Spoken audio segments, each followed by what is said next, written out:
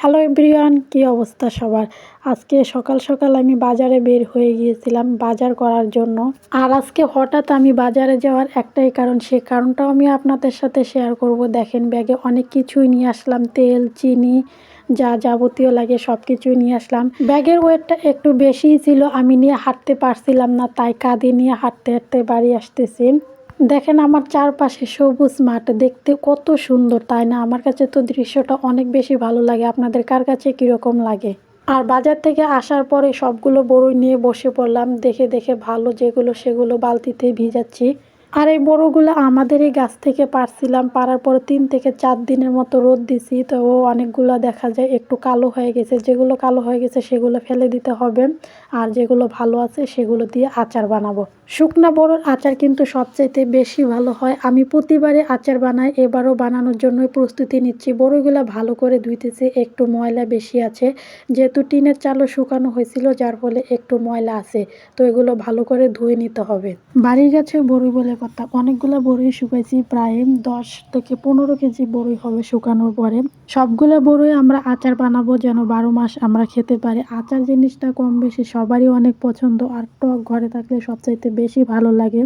সবগুলো বড়ই একসাথে ধুইতে পারিনি, অনেকগুলো ছিল, বালতিতে জায়গা নিবে না। এখন বড়ইগুলো ভালো করে চিপে নিতেছি যেন পানি না, তবুও দেখা যাবে হালকা হালকা পানি থাকবে, যেহেতু শুকনা বড়া ভিজালে একটু পানি পানি হয়। আমার কাছে কাঁচা বড়ি থেকে শুকনা বড়িতে আচার করা সবচাইতে বেশি ভালো হয়। কাঁচা বড়ির আচারটা এত বেশি ফেভারিট হয় না।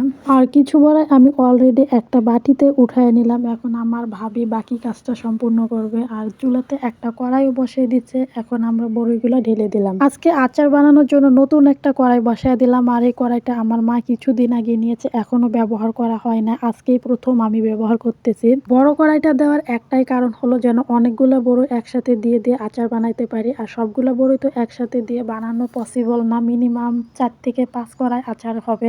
এখন অনেকে একটা প্রশ্ন করবে, আপু এত অল্প একটু তেল দিয়ে আপনি কিভাবে বড়ির আচার বানাবেন? আসলে আচার বানানোর জন্য সম্পূর্ণ তেল দেওয়া হয়নি, শুধু বড়িটা সিদ্ধ করার জন্য অল্প একটু তেল দিয়ে বড়িটা সিদ্ধর প্রস্তুতি নেওয়া হচ্ছে। বড়িগুলো এভাবে সিদ্ধ করার একটাই রিজন, যখন আমরা কড়াইতে বড়িগুলো দিয়ে দিয়েছি অনেক পরিমাণে পানি উঠছে, যেহেতু শুকনো বড়াই অনেকক্ষণ ভিজিয়ে রাখছি, আর শুকনো বড়াই অনেকক্ষণ ভিজিয়ে রাখলে অনেকটাই ফুলে যায়, আর ভিতরে দেখা যায় অনেক পরিমাণে পানি থাকে।